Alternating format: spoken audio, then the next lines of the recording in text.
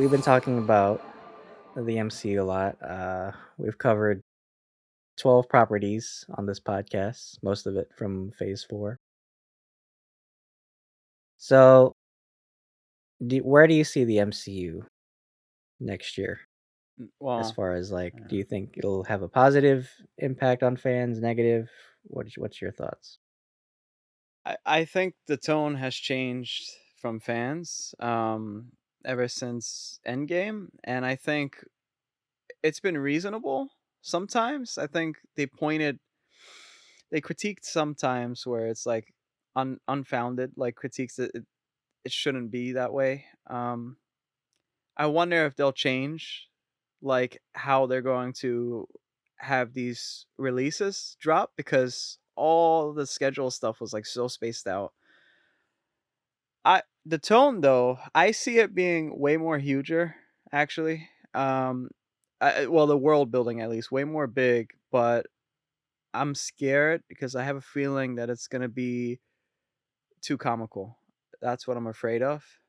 I don't know if it's gonna be really serious. Hmm. Like I don't know though. Maybe I'm wrong because look at Black Panther: Wakanda Forever. You're not gonna make that like into this She-Hulk type of comedy, but at the same time too, you won't make it that funny like a Guardians. It could probably be like that. 'Cause Guardians was really, had a lot of heart behind it. So I don't know. I think it'll always stay there, but there's certain things like Thunderbolts, for example. How are you going to do that? Hmm. Will it be like something that's really beautiful, seeing these characters live like through a scenario where like they had to be like normal people and it's kind of like this beautiful thing to see them like be humbled. You could do that, but I don't know if everything will match that way, and I don't know if they'll try to go down that direction. What do you think? Well, you brought up an interesting point. When we were talking during D23, if you guys haven't watched our reactions to that, please do. You said like you feel like Kevin Feige might have been holding back on some of the Yeah. reveals, Mhm. um, possibly because of the reactions toward She-Hulk. Do you still stand by that statement? Yeah, I really do. I think that from what I've heard, he held stuff back before like D23, and apparently there were actors that showed up and they were told not to go on stage. Apparently, I don't know if like actually telling them not to go on stage occurred, but I know that they were there and they just for no reason like they didn't go on stage. I think yeah, I think it's critical to make sure that every movie and show hits, and I think that they realize it's not hitting anymore. And so how do you cater to a new generation of like viewers that want to get into the MCU, and also how do you keep the older fans in it? And I think they realize this, and I think for the most part he's going to do something where he's gonna have more discussion saying, "Well, look, we have the old fans, right? And if they're pleased, then I think the new generation will be pleased too." Because we're starting to realize, okay, well, we see these trends, we see everything going on, but is this the direction we want to go into? Look at DCEU, right? They canceled Batgirl. I didn't want them to cancel Batgirl really, but we heard, and I think we talked about in a news discussion a long time ago, the direction that they were going to go into, and I'm glad somebody stepped in and kind of halted that and really tried to reassess. I think this is his way of reassessing, but it's a lot of pressure for him too because you still have a lot on the table that's already there. So what are you going to do with it? Hmm. That's so true. Yeah. Um, it's a weird spot. It's a weird spot right now with Marvel. It's like we know their successes, but the last couple projects that they've already put out, it doesn't have that same flavor that we had with Phase 3 and Phase 2 and even Phase 1, so it's Yeah. like, I don't know how I would structure it personally. I think we need to step back from the comical stuff a little bit. I think we need to reassess these stories. I think we need to look at these characters more and not paint them all with the same brush, because that's how these last couple movies and shows have kind of felt like, I feel like. Um, I mean, just like we were talking a little bit before, like what was the most memorable or what was the most forgettable show or TV show for us? I mean, for me, I mean, I can already name like 5 of them, but what were like the standouts for you as far as like Phase 4? Standouts for Phase 4. It's funny because Phase 4. is very huge. It's a huge ass phase compared to phase 3. I think phase 3 we had Daredevil, like Netflix stuff, and that wasn't really that was like pseudo kind of canonical or something like that. It was like weird. Phase 4, that's interesting. For sure, I think everyone will put on their list Spider-Man No Way Home. And I Oh, think for sure. the fact that everyone will put that on a Represent. list, yeah, exactly. My shirt's at the wash, I'm sorry. But I think that the fact that a lot of people could, consider it being the most standout one just because I Mhm. had Andrew, right, and I had Toby, I think that will dictate where this phase 5, phase 6 will go into. It's the multiverse saga after all. Mhm. And I got a feeling that that's all the little, like, cameos is probably will be from, like, different type of, like, franchises that were in the past that they'll bring out. But that's a standout. Um, it feels like slim pickings, but honestly, if I were to pick Disney Plus shows, I still would say Loki, What If. Well, What If especially because What If was like it's animated, first time canonical thing, and Falcon and the Winter Soldier I enjoyed a lot, but everything else was kind of it's not that it's bad, it's just it's something about it where you look once and kinda look away, because maybe it moved on too fast or something too. It could be like a multiple factors. Like, what were your standouts for, like, Phase 4 specifically? Um, Probably, of course, Spider-Man, but even with No Way Home, looking back at it now, it did kind of feel like they were using nostalgia bait.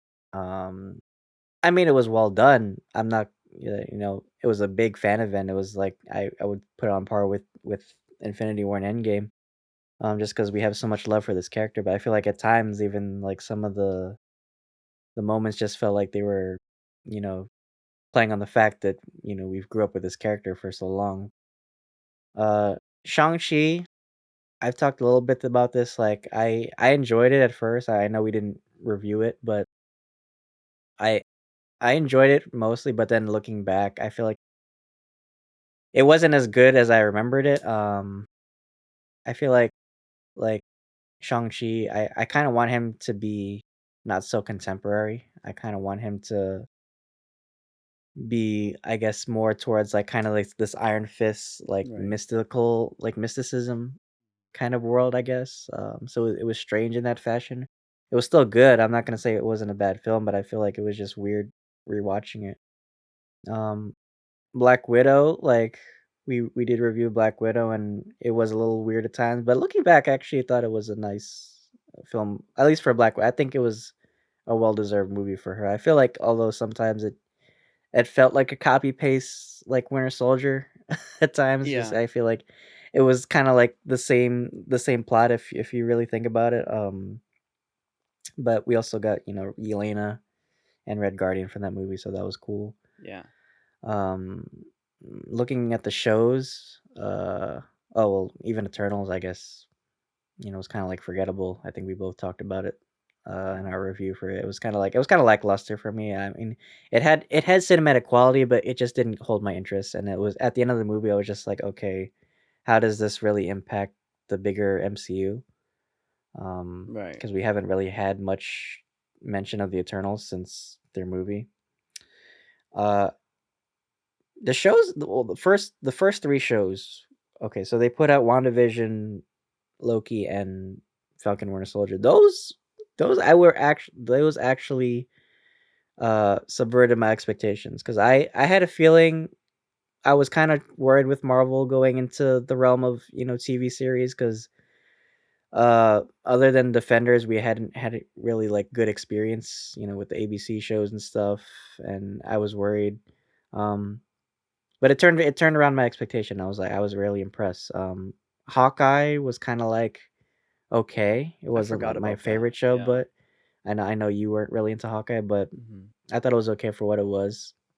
I couldn't see it getting a season 2. No. Um, Maybe a spinoff, but with Kate Bishop, but I couldn't see it going any farther than the season 1. What If was fun, I mean, it was kinda like a thing where it's like, okay, it's there, episode by episode week, we get, like, a new kinda thing. I mean, it was cool that we had, like, some of the original voice actors back to, replay some of their parts, but I mean, it did kind of impact, Multiverse of Madness in a way, and even Multiverse of Madness, like, I feel like was kind of a letdown too, because I expected Phase 4 to have a vision for because they kinda, like, built up this multiverse theme, like, it was gonna be like, "Oh, the next Infinity Saga," but then, like, it wasn't really, like, cohesive, you know? Like, at least, like, with the Infinity Saga, every movie tied in somehow to the bigger story, and I feel like in Phase 4, we didn't really get that. Do you think it's actually the directors though? That's like anybody's like behind. I think it actually is the director's fault. I think the casting for actors are phenomenal. I think that their casting for directors have been kind of lackluster, to be honest with you. Now I'm thinking about it. Like Eternals, Chloe Zhao like won an Oscar, I think, for Best Picture or some shit like that, or way back when. And it's like I think or whatever Nomad was, she won like something Best Picture, and then all of a sudden Eternals was like, it wasn't a bad movie. In my opinion, still to this day, I still stand by that. It wasn't a bad movie. I just think it was really boring. It was like way too boring, and like some of the shows, like Moon Knight was cool for like Egyptian community and just Arabs in general. It was pretty cool, and you had the director Muhammad something. I'm sorry, like forgetting his last name, but he directed Moon Knight. Doc, here's the thing with that. I'm not a big fan of Sam Raimi. Like I love Spider-Man, like the old ones, but I'm like I watched Drag Me to Hell like not too long ago. It was just sometimes it was just too goofy. Like it was just too silly, like some elements, and I'm not into that. Like it just takes me out of the experience, right? And, like I get sucked into something and all of a sudden it takes me out. It's like that works with like Ash, maybe, but not everything. And I felt like with Doctor Strange, some things were just too like silly. So that's interesting because I'm thinking, well, hey, Thor Ragnarok was pretty good, but Thor Love and Thunder was ass. And that's still Taika, right? But that was his direction. He said, there's like a 4 hour cut. Cool. Will we ever get it? No, I don't believe in director's cut. Oh, so you're the one who cut all that stuff. It wasn't actually Marvel. Oh, and the VFX people had to like rush to do things as well. So it seems like there's this quality control that's slowly being like gripped looser and looser for some odd reason. I don't know why. And I think it's because they're trying to step to a new direction, or maybe they just have their plate too full, you know? I don't think it's entirely the director's fault. I think a lot of directors have good visions for where they wanna take their characters, and it's you have to have good directors too because, like I said, if unless you wanna paint all these characters with the same brush and make it feel like the same movie every time, you have to throw in a little something that the directors give because they throw in their own like, if you're watching, like, a Quentin Tarantino movie, right, he has that kind of style where you know it's a Tarantino film, but, like, for what I think it is, I think it's the executives pushing these projects to come faster than we can make.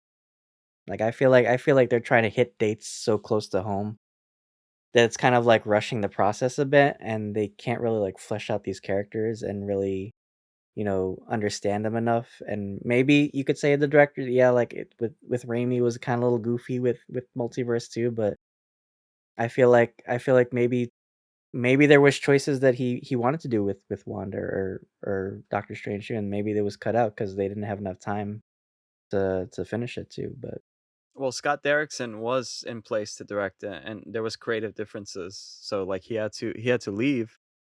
So I could see that. I could still see it being like the studio. mhm. Um But then again, why are they like, was it always like this? Because there were a shitload for like phase 4.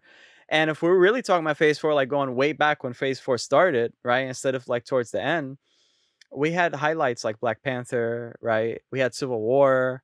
We had a lot of cool shit too. So it's like, and there was a lot of stuff nonstop. But towards like when it started to finish up, that's where things started to drift. And I think it really started with Black Widow. To me, I like Shang-Chi actually. Like I liked it in the beginning. Now I'm, like, thinking about it, and maybe I have, like, a little bit more criticisms, but for the most part, I liked it more, I guess, if I were to compare it to, like, Eternals or Black Widow. Like, those Mhm. dipped. But it's interesting, there's a give and take. You get certain iconic characters, right? From, like, a shitty movie or something like that. Like, Eternals was pretty cool because there were so many characters that you could, like, take from there, and look at the guy what's his name? The actor who played Jon Snow from Eternals, that he's gonna do Black Oh, Knight. Kit Harington, Kit yeah. Harington, yeah, like, you got him, right? Yelena, like you said. I think we should just address the elephant in the room again too, because a lot of people are saying like Marvel is more woke. Like there's a lot of like women being involved and being the main characters, and perhaps replacing other characters, stuff like that. I for one don't like when they kill off like a certain character and an actor doesn't reprise the role. Tony Stark's different, but like if they do that with other characters, I don't like it. I rather have a possibility for them to come back. I don't. Maybe it's a little on the nose. Like I could kind of understand what people are saying. Like Black Widow doesn't mean shit. Black Widow's a female, so all right. So you got Yelena, right? She's supposed to be tarantula. That's fine, but I don't know. Do you see like that lining up? Like, is Marvel becoming this very like woke type of thing? I think it was after really Hawkeye. I think everyone started to talk shit when Kate Bishop was like maybe taking the reins. Yeah, I can see that, if you watch a Marvel movie now and you watch a Marvel movie, like, pre, like, 2015, it's definitely different, Mhm. not just stylistically, but also as far as, like, if you watch, what let's what's your favorite Marvel movie? Any, In the world, or property, yeah, in the like, universe. in the MCU. Yeah, no, to this day I think Winter Soldier. I really enjoyed Winter Soldier a Winter lot. Soldier, okay. Let's use Winter Soldier. So, Winter Soldier was a political thriller, but I don't think it had the kind of themes that we have now because we're facing so much political crisis Mhm. and divide now.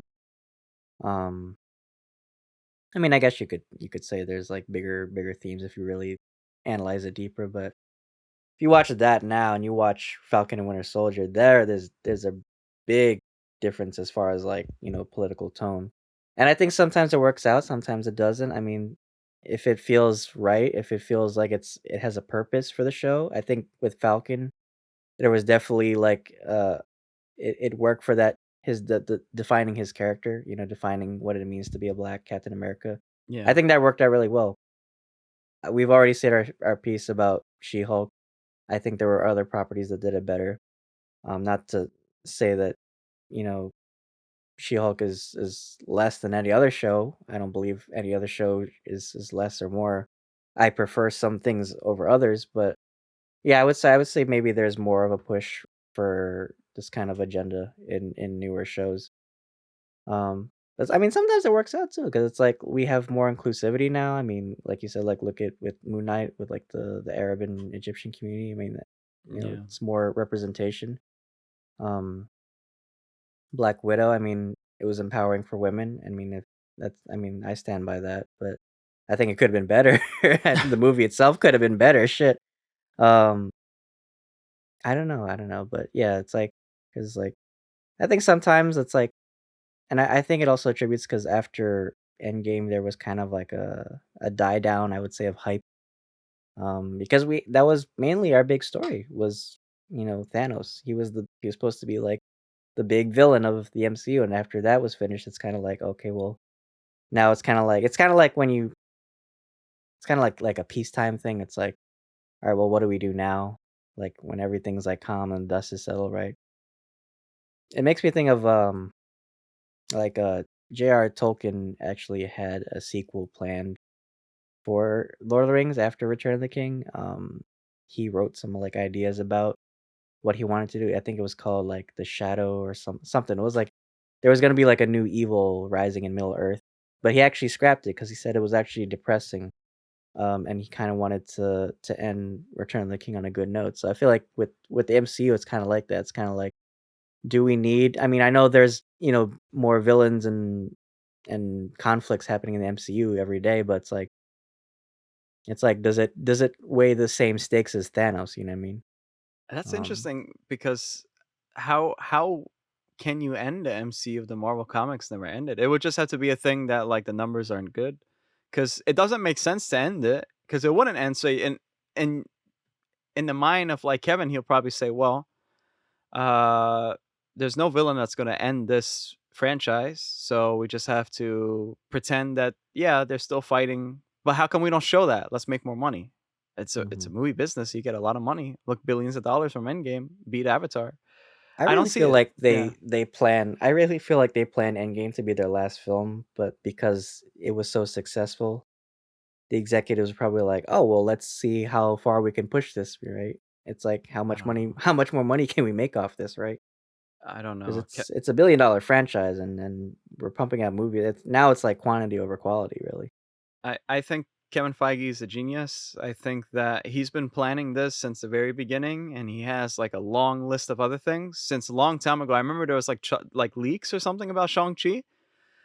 I heard that like years before the Shang Chi movie came out. So it's like he has a lot of shit, right? And then not only that, there's some things that really do pick up, like the character Yelena. Everyone loved this character, and then now she's in Thunderbolts. Like, will Thunderbolts exist without Yelena?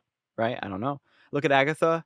A lot of people like that song, right? And apparently it trended for a while that she sung. Look, she has her own series. Like that alongside with his plan and plus stuff that he wasn't like directly like tied to, like he like for example Netflix stuff, he wasn't really like super involved in that, or like Agents of Shield stuff or Hulu stuff. Look, apparently there was a leak about Marvel Midnight Suns having a film spinoff, and apparently what's his name, Hellstrom will be a part of that, and no one remembers that Hellstrom show, nobody whatsoever, right? But apparently like he's going to be back, so it's like a lot of things like that.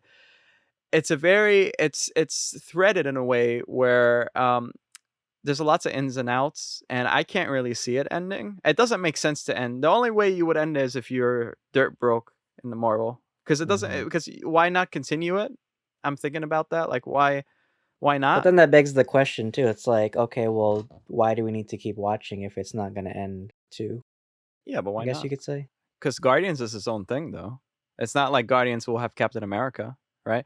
Because you watch them, they feel kind of separate. Because remember, you're staying there for like Mhm. 2 hours watching this little sequence of events, but it's not like it's a end game each time.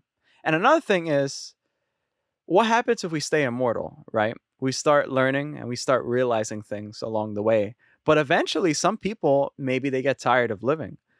So I wonder how long the Marvel Studios franchise will continue. Will they get tired of living? Have they ventured into all avenues? Well, I think at this point it's not up to them. I think it's really up to you, the viewer, and I think that the more money you give them, they'll just keep on going. And I think he does a great job, to be honest with you. I think Kevin does a great job. I think a lot of stuff is lackluster, but that's why I mentioned the directors earlier, because I was for the most part, I keep hearing like interviews and they're saying like, "Oh yeah, there's a lot of creative freedom. There's a lot of this and that." So it's like the twist with Black Widow, Taskmaster, which was the most bullshit twist I've ever seen in my life. Right? Did Kevin say do that? I don't know. It's probably the director. Look, he gave freedom to the director of WandaVision, right? And everyone loved, which I have like my own critiques on WandaVision, but like for the most part, the beginnings were like, oh shit, this is really different, you know? So we can't say that he's striving to stay the same. For the most part, he's given creative freedom to directors to do something new each time, but sometimes that messes up something. And I think for the most part, that's what's happening right now. That's why I blamed it on them, because I don't think it's Kevin. I really do think it's the directors. Because if you guys like, I have it linked down below. She-Hulk. We have a lot of like stuff talking about She-Hulk and the tone and stuff. But for the most part, the director's like talking more. It's not Kevin. Kevin's like far away from She-Hulk. She's talking about this and that and like whatever. They're like self-aware, which not really. They think there's some AI or something like that. I'm gonna start talking like Ben Shapiro. They just think there's some like AI or something, you know. But um it's complicated. Will it get better? I'm not too sure. I don't think it will ever get better, and I don't think it'll ever get worse. I just think we're at a spot where every era people change their clothes. Since the 1970s to the 80s, the styles changed, and I think right now we're at the stage of social media, diversity, which is okay, but if you force it in a way where it comes off where people will say it's wokey, right? Because that's not really like a thing where like that's bad to say something's like too woke, right? It makes sense because you could be disingenuous to certain, communities, right? Because you're using their suffering, you're using something as a ploy that you think that maybe you're being really diverse and reaching wider audiences. No, But not really, really. it's just like brownie points for being woke. Right.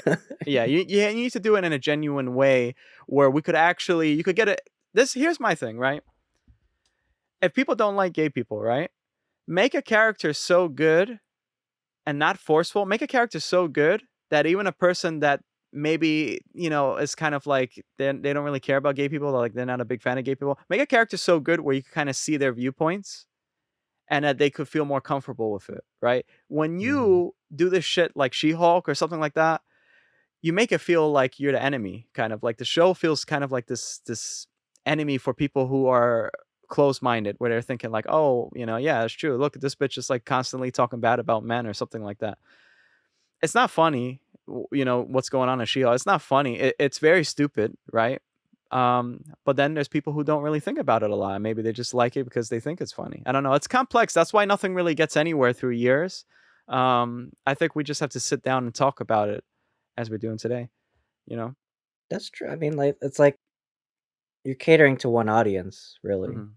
It's like if you want your franchise to survive, it's like you can't just cater to one audience, right? I mean, I think the progressive thing, you know, has good intentions, but sometimes, like you said, they have to consider all sides, right? You have to make a show for everybody that, welcomes even people that don't share the same ideologies as you and makes them rethink, and makes them want to want to learn more or educate themselves, right? So I think that's a good point what you brought up. Um Martin Scorsese said something a long time ago. He said like MC and a lot of actors too. Like I think Jason Statham even said like these superhero movies now kind of like aren't really like films. I want to get your thoughts on this because I have my own opinions on it, but I want to know what you think about it. I think when you have something so big, this has more movies than Star Wars, right? I think when you have something so big, it's very new. Like social media, I heard in a podcast before, social media is basically the printing press of our times. We're still trying to learn it. When you have a franchise that everything is live action too, animated is one thing, but when it's live action, there's more money going behind it. I think it becomes its own thing, really. I think it becomes its own genre. And when it does that, that's why I think it's really like super popular. I consider every movie to come out as kind of like a concert from like an artist that I really enjoy. And I don't really consider it like a movie. I kind of consider it like this concert that I can enjoy. I like the music a lot, right? I like what I'm seeing, but then afterwards, maybe I kind of feel like different or something. My tastes change perhaps when I'm getting older. They're not movies. They're not well, they're not films. Obviously, they're movies because we're watching it, right? But it's something more. It's really this lived in thing, and I think eventually films will come to a point where like we'll look at films like we look at novels and books. Um, it transcends like these different like mediums. I think that Marvel is breaking. It's truly like breaking something. It's breaking the wheel, right? Of like how movies should be produced and giving to the audience. Is there context too? Because these people are saying that. I mean, I'm sorry. Is there like is there weight to every movie that's released? Is that why they're saying that? Like, can I learn a message from these movies, or is it something where it's like watching football? Like I'm just watching these Hmm. characters, whatever. I It's wonder weird because how yeah, Yeah, it's just weird how interchangeably people use like movie and film. And if you really want to be fucking nuanced, you could say motion picture or some shit. right, yeah, Um, I guess, in my opinion, I always regard maybe film as something with more art or yeah, more something with a higher purpose. Whereas movie, I could be well, every movie is a movie, right? But mhm, only certain movies are, I guess, regarded as film. But it's just interesting too, because like Martin Scorsese, he's picking on superhero films, but like all he does is fucking like mob films too. yeah, So it's like, yeah, why are you picking on one genre? Well, because it's doing really well, because it's in the mainstream so right, much. I get it. Like I get that, the MCU kind of has had an effect where it's like other movies have kind of been pushed out of the limelight a bit because everybody's, you know, hyped for the next Marvel movie too. And I think we've talked a little bit about that. And I think that's a social media thing as well.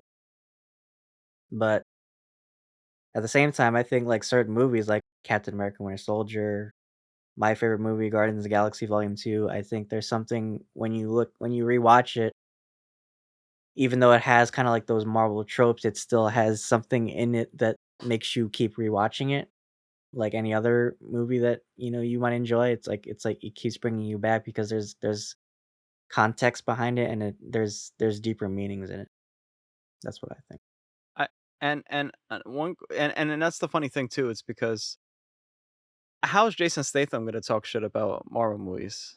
Like, okay, what about your movies? Like, do they have like what's so fucking deep about your stuff that you're gonna talk shit about this? It's the same thing. That's the action genre, right? You gonna say It's Hobbs& and Shaw was better than any fucking Marvel movie in the he last might 10 as well years? join the MCU. He's doing the same At this thing. point, seriously. Yeah, they just don't wear costumes. That's what it is, and that's a funny thing too because see we adapt certain trends from like different eras, whether it's culture, whether it's sayings, or whether it's like clothing and whatnot. And Marvel movies are actually like, I guess Marvel movies now are kind of like the action genre how it was back then in the 80s, where it's just this thing where like, some of it's all action. I don't Some of them are like pretty neat, but for the most part you don't feel like something doesn't hold you like too much. There's certain hidden gems like Guardians of the Galaxy Volume 2 where you kind of feel like, oh, that has a lot of heart.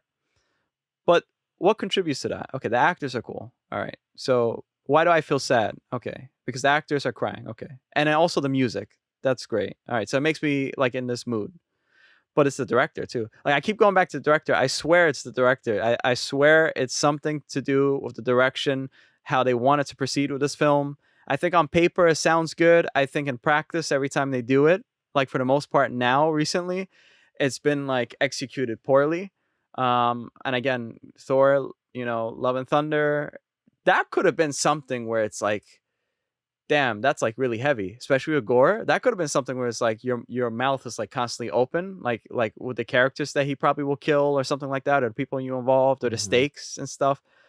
It was just so stupid. It was just But like do you you kept think on laughing. it's too much creative control from these directors? Do you think sometimes they need to dial it back a bit and let the producers manage it? Or do you think it needs to be like a balance? No, however they did it back then, they need to apply that again. And I don't think they were too involved in like how somebody should do this and that.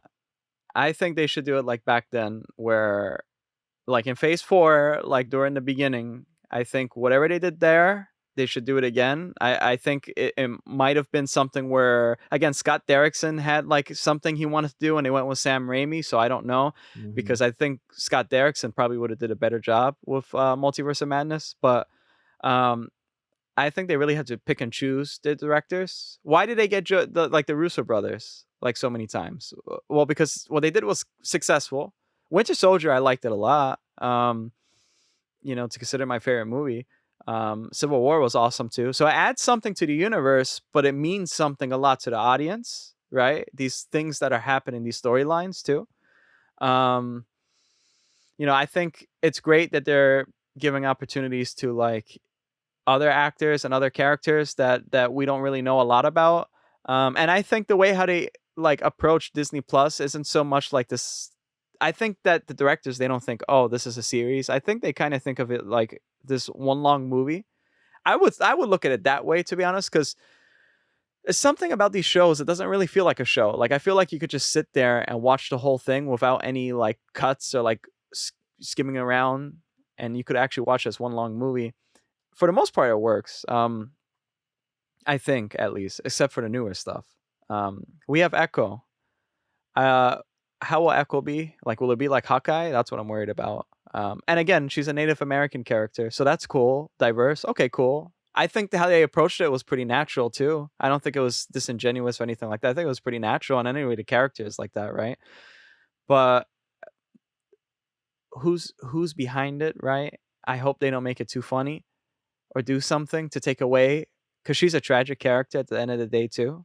It's like you have to. I People say know your audience, right?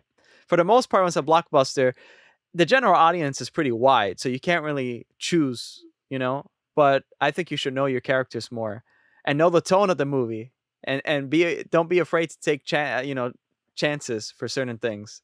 right? But that's where Kevin should come in, or like a producer or something. If you want to take a chance that's like completely like, oh, this sounds stupid. Maybe we shouldn't do it, right? Because like She-Hulk, again, I keep saying it. She-Hulk would be okay if we had different shows or movies at the same time, because I could consider it one of those shows where, like, yeah, like I could keep watching it, whatever, because it's a funny show. It doesn't matter. But when we have to wait constantly, right? So people are saying, okay, well, let's have less Marvel movies. Sure, but what if the next one is bad? So it's like that could end the franchise. Like if it's consistently bad and you have to wait, like God, you have to wait so many months between movies. So it's like it's a very sensitive balance. But yeah, I And talked way too much, so you give me your thoughts. yeah, I mean, I've even said with She-Hulk too. I feel like and I feel like this way with Miss Marvel too. I feel like sometimes they need to give more runtime for these shows because it feels like it's very one and done, and then like okay, now we wait a week for Right. another one and done. It's like I'm not saying they have to be fucking HBO quality, but at least give me some more context, like Yeah. let me digest this character enough. Like if you have to make it a fucking like I think we both agreed I Am Groot was like so forgettable. Like we forgot we reviewed that. I forgot Like it that's was on the channel. so it was so short. It was literally like you could watch it in 5 minutes. That's how short it was. Yeah. Like okay, it's like, so what is how is this I feel like Trump, like, how is this making Marvel great again? Uh, Yeah. how is this contributing to the bigger MC, right? Okay, so we didn't really get anything, it was just Groot, like, he goes to these other planets and what, just, like, I don't know, fucks around and shit, like, he just Damn, eats a you're bagel or something, I don't know. Like and She-Hulk, it's like, I've said my piece about She-Hulk already, but you know what I mean? It's like I feel like there's not enough attention to these characters. Like you're giving them not enough time to breathe, and it's like, okay, you're making us wait a week, but it's like I still wanted more from this episode before I get to the next one. It's like I kind of want more context, and with the movie, it's like I don't know. I with the end credits now, it feels like that's all I'm paying my money for is the end credits now. I mean, you might feel differently, but I feel like now it's like with the Marvel movie, it's like okay, well, the actual movie itself was lackluster, and it's like the end credits was the only thing I was looking forward to, and I feel like they need to rearrange that kind of context with these movies. the Marvel Cinematic Universe characters are now at a point where they have been like they're there in the universe. They feel alive, but at this point, and it's phase 4, right? So I hope phase 5 isn't like this, but at this point, they're bystanders to the environment that the directors created for them. And that's a big problem with new characters because that introduced them in a way where we won't like them in future projects like She-Hulk. If you can change the world, then the characters will feel a part of the world as well. I don't want the characters just to feel like separate entities. I want them to feel like they're reacting to something that and it's realistic how they're doing that. And if it's funny, that's fine. But you have to do it in such a way that shows me that you're skilled enough, right? That I want to see you back. That's why James Gunn is a household name. That's why the Russo brothers are household names because people know they directed those films and they want Mhm. to see them back. And so John Watts is cool too. Spider-Man films weren't my favorite. I hated how they did Spider-Man, to be honest with you, how they started it off. But I honestly would have liked to see him for like to direct Fantastic Four. Matt Shankman is gonna direct Fantastic Four. That's cool. Um, more power to him, but I don't know. Um, Do you yeah, think it's also, yeah. sorry, just do you think also because of the scale of the MCU now kinda takes away from these characters because they have so many other characters involved from other properties too? It's a little weird. It gets to the point where we're watching, right? We're not reading the comics. We're watching the comics, and when you get to that point, I think a lot of people are going to talk shit because not a lot of people are into comics, especially if they're a big superhero fan. Some people just like the movies. When you do that, you have to realize comics. Batman can be drinking a coffee and fighting the Joker and fighting the dark side, and then the next day, for some reason, he's in Antarctica, right? That's how that Marvel Cinematic Universe feels at this point, right? Daredevil, he's in Los Angeles. Oh, Now I'm in New York again, or like I'm with Echo doing something. Does it you have to suspend your disbelief a little bit for that. Does it take away for certain characters? It could. It's like a celebrity. It's like it could. Um, it's interesting. Here's the thing. Think about this. When you see a movie, I don't like it, but when you see a movie that hires like all A-listers, right? And they're all in the movie, like Quentin Tarantino mostly does this. Does it take away from the movie? I don't think so. I think it's actually it doesn't take away from other characters. I think, and that's how it kind of feels, right? Like these characters feel like actors, and actors are some type of like I don't know, some Mhm. essence. I don't know. It's like some soul or something like that. It's weird, right? So it's like I can't really say. I don't know. I think there's more of a problem of like just creative choices. Yeah, because I I don't would know. I would argue that Civil War did it the best. Yeah. If we're gonna talk about large scale cameos and ensemble cast, look at Right. it. Look at Civil War. It was a great Marvel movie, but at the end of the day, it was still a Captain America movie, right? And I think that was the Russo brothers did an amazing job, giving each character enough spotlight, but not even we that was the movie that fans broke the internet because Spider-Man and Black Panther were in it, Right. but they were used appropriately. They didn't steal the spotlight. They were there. They had the moments, and it was like, oh wow. But at the end of the day, what was it about? It was about Cap, Bucky, and Iron Man, right? That Yeah. was the heart of that story, and I feel like now, and trailers make it worse too because like trailers like reveal so much now. That's what I hate about modern Marvel movies because they tend to spoil. Like that's the thing. It's like we might as well just watch the trailers and just review that at this point.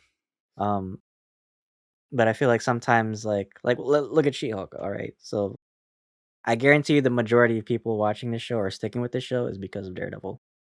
Yeah.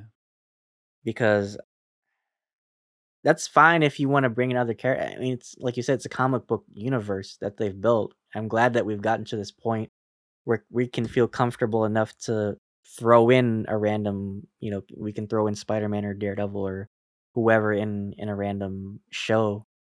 But I feel like you have to use them at the appropriate time. You can't use them as bait for fans to watch the show. I think you need to use and don't even tell me in the trailer that they're gonna be just surprise me, right? That's gonna keep me locked in for as many episodes as I wanna see, where this goes, right? That's true. Yeah. Yeah. Um, So we have phase 5 coming up. We have Black Panther wrapping up phase 4 this year. And we have future properties. We have the X-Men coming up. We didn't get much on them at D23, unfortunately. Um, we heard some tea with John Boyega's involvement. I'm not sure about that. We possibly have the X-Men coming up. It's not set in stone, but how do you feel they're gonna handle these properties? Yeah, X-Men's cool because that could be its own mini version of the MCU too. I don't know if they're really gonna like him because, and for the most part in the comics, X-Men are just like they stick to themselves, like their own characters and stuff like that. I It could be like a way to like make this mini Marvel Cinematic Universe. It could be something huge. You have to do it right though. And you can't do some shit like She-Hulk did, like where you force this, force that, whatever. Um, I think their casting is awesome for Marvel for the most part, and I think that X-Men will be really cool. I can't wait to see who they cast for like these iconic characters. Um, I don't know. Like you said, it's gonna be very contemporary or something like you don't like. I got a feeling it's gonna be like very like social media based, like young kids, like Miss Marvel esque type of stuff, mixed in with She-Hulk Tinder dating or whatever that thing was called, the fire match, whatever. It might be like that. I could see it very much so like that, but I think that they could also go down different avenues. So they could do that with some characters, and they can't really do that with Wolverine or something, right? They're gonna be more serious. And Wolverine could be like this very important character, kind of like Captain America, Chris Evans was, right? It's like he's very important. Like he's that person that keeps coming back. I could see that. Well, Um, it's weird too, cause like, I feel like even the Fox films sometimes I think it started honestly with, First Class, cause they kinda got, like, MCU, mhm. esque, like, I would say, like, they started bring like, they were very serious, like, the first 3 films, and then they kinda got, like, more, like, humorous, I would say. Right, right. Um, yeah, the MCU is, like, influencing so many properties now, I see it, like, in every movie now, like, down to, like, the freaking end credits now, like, every movie has to have an end credits now, it's so annoying. Um, but going back, yeah, I don't know, it's weird because like, the X-Men have so much lore, right? So, like you said, it could be like this mini MCU where they and I think it's perfect timing, so I think the Avengers are kinda done. I don't know what else they could after Secret Wars, I don't know what else they could do, honestly. I mean, you could bring in Doctor Doom, he's, like, one of the biggest, Marvel villains. Um, I don't know what else could happen. I think for the most part, um, this is the multiverse saga. If it's the multiverse saga, that's a lot of ideas you can pull from, right? Now, after the multiverse saga, that's my question. It's not after Avengers Secret Wars, because will there be another multiverse saga thing? Because when Endgame finished and we heard the lineup and stuff, then there was Spider Man, Far From Home, then there was this, then there was that, right? And it kept on going. I didn't expect that. I was like, oh shit, okay. So that's the question. Where would it lead it off to do another phase? And also, well, I guess it's important. Phase 1 and phase 2 didn't feel like this thing where Thanos was really like gonna fuck everybody up. It didn't really feel like it like oh, I'm scared because of this. It wasn't like this thing that was reoccurrent like really, you know. So I don't think the threat of this big villain that everyone has to fight, I don't think that's a big deal yet. I think for the most part that's end credit stuff, right? Um and if I look at this lineup too, anyway, like Quantumania, who would have known that Ant Man would fight Kang? That's where they have like the legit Blueface Kang, and he's gonna be there, right? But I can't see Blade like doing something with Kang or some shit, you know?